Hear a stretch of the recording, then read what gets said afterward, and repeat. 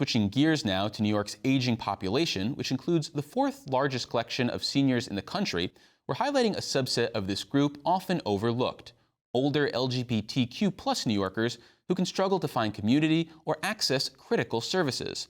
WMHT's Will Pedigo sat down with MJ Okma, Senior Manager of Advocacy and Government Relations at SAGE, which advocates for LGBTQ+ elders. They discuss the challenges facing these New Yorkers and the help that is available. My name is MJ Okma. I do policy and government relations at the New York City and state level for an organization called SAGE.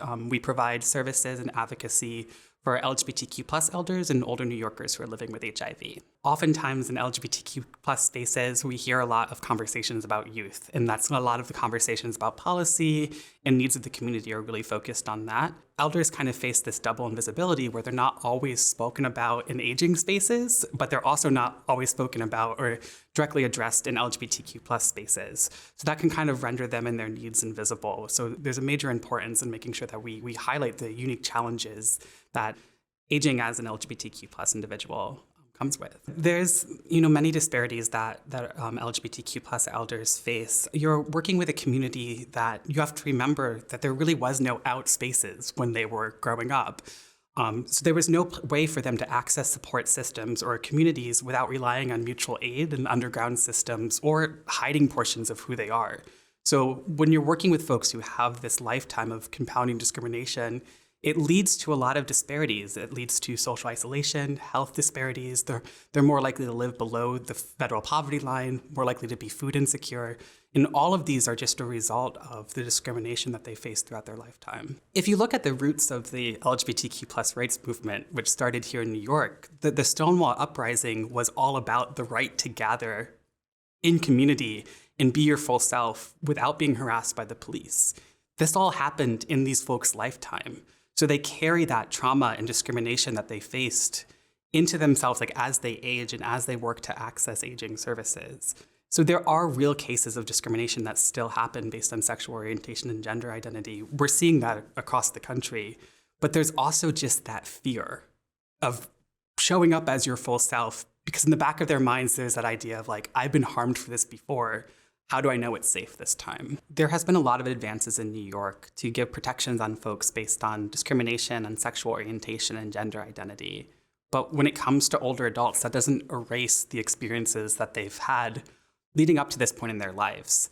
Job discrimination, discrimination accessing housing, being cut off from their families, all of this impacts someone's socioeconomic status and makes it so LGBTQ+ elders are more reliant on these services because they haven't been able to build the same wealth and stability as folks who are not LGBT have. There have been two really major bills that have passed in New York State recently. The first passed in 2022, and that was to designate LGBTQ+ elders and older New Yorkers living with HIV as what is called populations of greatest social need under New York State's interpretation of the Older Americans Act.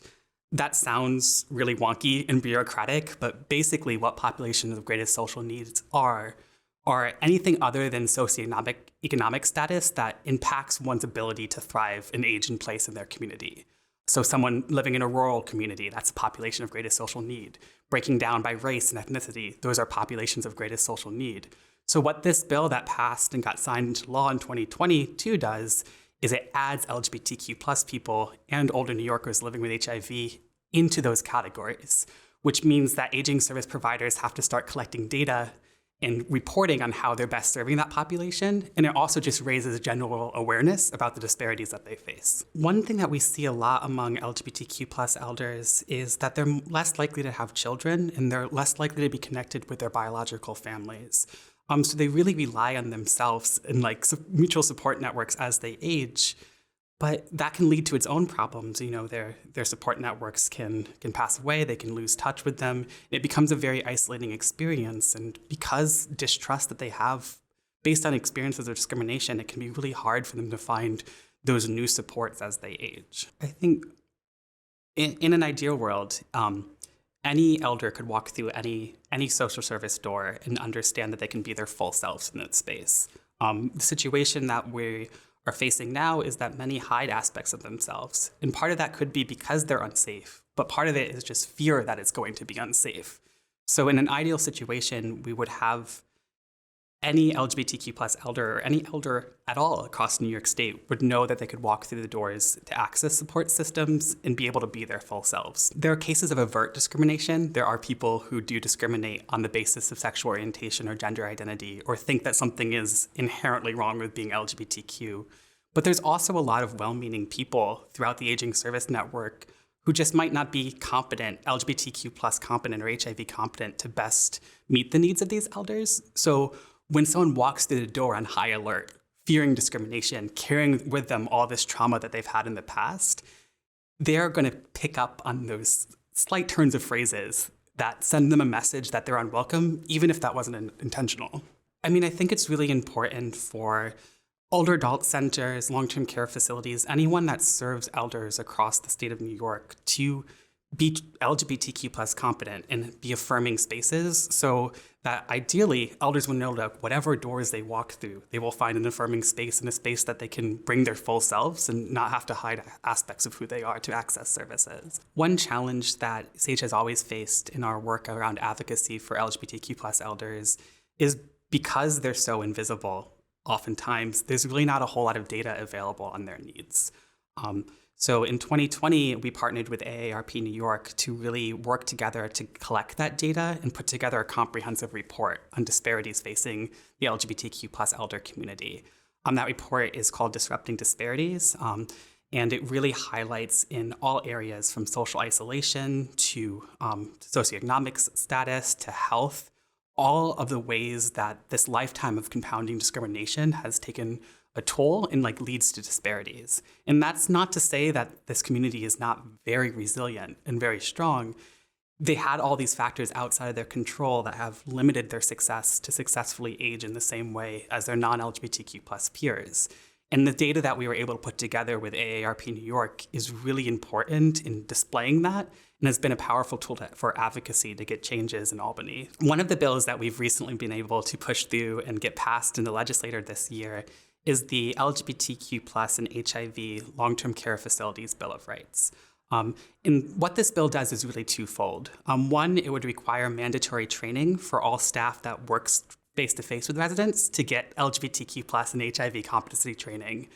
And the second is it really translates the non-discrimination law that exists in New York State already into these settings and sets clear parameters of what is and isn't allowed from these providers when they're working with LGBTQ plus elders and older New Yorkers living with HIV. Because LGBTQ plus elders are less likely to have adult children of their own, they're less likely to be connected with their biological family. Statistically, they're more likely to have to rely on long-term care facilities as they age. But we were getting reports of discrimination faced in those settings. So this bill really was stepping up to that and saying, this is a high need. We have a higher percentage of LGBTQ plus elders entering these facilities, and we have to make sure that they're safe and welcoming places for them to be. Even though New York State already had protections based on sexual orientation and gender identity, what we were seeing among the populations that we work with is that there was a lack of understanding of how that translated into long-term care settings. And even staff that might have been well-meaning were ineffectively really harming folks and sending the message that they weren't welcome there.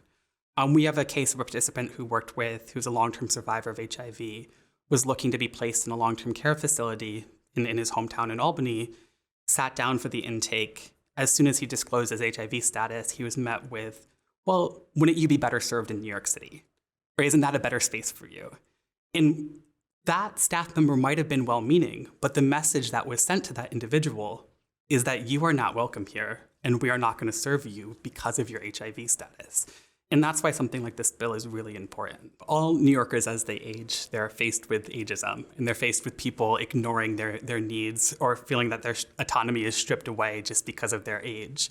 If you add on to that discrimination that you face for being LGBTQ+, that just compounds and makes it even harder to advocate for yourself. Understanding that a lot of aging service providers across the state might not be aware of how to best serve LGBTQ+ elders, SAGE does run a training program that we call SAGE Care. And anyone who's looking to find services that they know that they can know that the staff has been trained on this, they can go to our website, sageusa.org, and they can look at which providers in their area have been Sage Care certified.